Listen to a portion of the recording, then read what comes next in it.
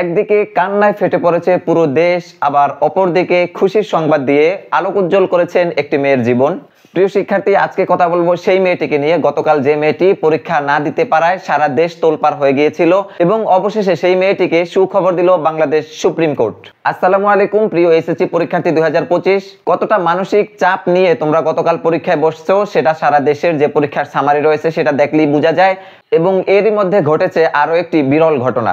Dhaka laboratory কলেজের ওই পরীক্ষার্থী মেয়েটাকে দেখে নাই এমন কোনো শিক্ষার্থী বর্তমানে বাংলাদেশে নেই বললেই চলে। মেয়েটার বাবা নেই অনেক আগ থেকেই, একমাত্র অভিভাবক হচ্ছে তার মা। পরীক্ষা দিতে এসেছিলেন মিরপুর বাংলা কলেজে, সেখানে আসতে তার 1.5 ঘন্টা লেট হয়েছে। কারণ হিসেবে জানতে চাওয়ার পরে সে বলল যে তার আম্মু স্ট্রোক করেছে সকালবেলা, সে মেডিকেলে ভর্তি করিয়ে এরপর কিন্তু পরীক্ষা দিতে আসছে। ঘটনাটা খুবই হৃদয় বিদারক, কিন্তু সেখানে কিছু শিক্ষক বা শিক্ষিকা একজন উনি কিন্তু একদম মিডিয়ার সামনে এসেও বলেছেন যে রুলসই, এখানে কোনো পরীক্ষা দেওয়ার সুযোগ নেই। ওই ম্যামের এই একটা কথা সারা দেশের সকল মানুষের একদম বুকে গিয়ে লেগেছিল কথাটা, যে তিনি কিভাবে বলতে পারলেন যে রুলসই। মেয়েটা যখন বলতেছে, মেয়েটার নাম হচ্ছে আনিসা রহমান, বলতেছে যে আমার বাবা নেই, মাকে আমি হাসপাতালে ভর্তি করি, এরপর আমি এখানে পরীক্ষা দিতে আসছি। তবুও ম্যামরা যখন ঢুকতে দেয় না, এরপর মেয়েটা কান্নায় কিন্তু ওই গেটের সামনেই, মিরপুর কলেজ গেটের সামনেই একদম কান্নায় ভেঙে পড়ে, অনেক কান্নাকাটি করে, এরপর তাকে বাসায় নিয়ে আসা হয়। ঠিক বিকেল বেলায় কিন্তু ওই মেয়েটার এই খবরটা দেখো সারা দেশের যত মিডিয়াগুলো আছে, আমরা লেখালেখি করেছি, সবাই পোস্ট করা হয়েছে, এটা কিন্তু একদম উচ্চ লেভেলে পৌঁছায় গেছে।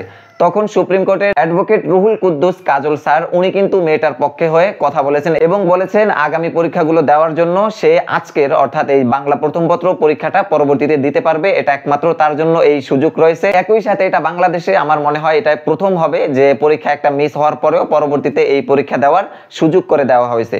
রুহুল কুদ্দুস কাজল স্যারের এই কথাটা সারা দেশের মানুষের একদম মনে লেগেছে এবং ওই মেয়েটার জন্য যেহেতু আমরা সবাই চেষ্টা করেছি এবং দুঃখ প্রকাশ করেছি, অবশেষে সেই মেয়েটা পরীক্ষার হলে বসতে পারবে আবারও। গতকাল রাতে অ্যাডভোকেট স্যারের কথাটা দেখে যেমনটা আমি খুশি হয়েছি, তেমনি ভাবে সারা দেশের আমার মনে হয় পরীক্ষার্থী, অভিভাবক সকলেই খুশি হয়েছে। কেননা বিপদ কখনো তো আর বলে আসে না। মেয়েটার বাবা নেই আগ থেকেই, মা ছিল, সকালবেলা স্ট্রোক করেছে, এতে তো আর তাদের কোনো হাত নেই। কিন্তু পরীক্ষার হলে যখন 1.5 ঘন্টা লেট হয়ে গেছে, যেতে যেতে আমরা জানি ঢাকা শহরে অনেক জ্যাম থাকে, মেয়েটা ওখানে গিয়েও যখন পরীক্ষার হলে ঢুকতে পারতেছে না, তখন তার কাছে কতটা খারাপ লাগে, মানসিকভাবে সে যে কতটা চাপে থাকে সেটা ওর জায়গায় না গেলে কেউ অনুভব করতে পারবে না। সুপ্রিম কোর্টের ওই ঘোষণার পরে সারা দেশব্যাপী আলোচনায় রয়েছে এখন বাংলাদেশ সুপ্রিম কোর্টের রুহুল কুদ্দুস কাজল স্যার। ধন্যবাদ স্যারকে এবং একই সাথে পরীক্ষার্থী আনিসা রহমানের জন্য শুভকামনা, আগামী পরীক্ষাগুলো যেন ভালোভাবে দিতে পারে এবং তার এই রেজাল্ট দেখার অপেক্ষায় কিন্তু সারা দেশব্যাপী একটা আলোড়ন সৃষ্টি করবে।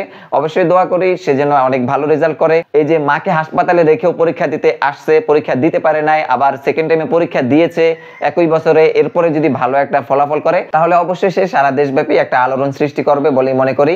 এবং আরেকটা কথা যদি বলি, যে গতকালকে যে মেয়েটা তোমাদের একদম মিডিয়ার সামনে এসে বলেছে যে বুলেট মিস হবে কিন্তু আমার A+ মিস হবে না, অবশ্যই দোয়া করি যেন মেয়েটার A+ মিস না হয়। তবে জানি না ভাগ্য কোথায় গিয়ে দাঁড়ায়। গত বছর যদি তোমরা খেয়াল করো, ঢাকা বোর্ডের কিন্তু একটা মেয়ে এইভাবেই বলেছিল যে আমার A+ মিস হতে পারে না, কিন্তু রেজাল্টের বেলায় ওই মেয়েটার আর খোঁজ খবরই পাওয়া যায় না। অবশ্য বলি তোমাদেরকে, কনফিডেন্স থাকা ভালো, ওভার কনফিডেন্সের সাথে কিছু করবা না। বরিশাল বোর্ডের একজন শিক্ষার্থী কি করছে, কনফিডেন্স এতই হাই ছিল, সবকিছু লেখার পরে তার পেপার নিজের ফাইলে করে একদম গেট থেকে বেরিয়ে যাচ্ছিল, এরকম একটা অবস্থা। পরে যারা গার্ডে ছিলেন শিক্ষক, তারা ওই শিক্ষার্থী থেকে খাতা নিয়েছেন। তো এগুলো হচ্ছে ওভার কনফিডেন্সের একটা মানে ব্যাড ইফেক্ট, এটা রাখবা না কখনো। পরীক্ষা দাও নিজের উপর আত্মবিশ্বাস রেখে এবং সময় মেনটেন করে সবকিছু ঠিকঠাক রাখবা।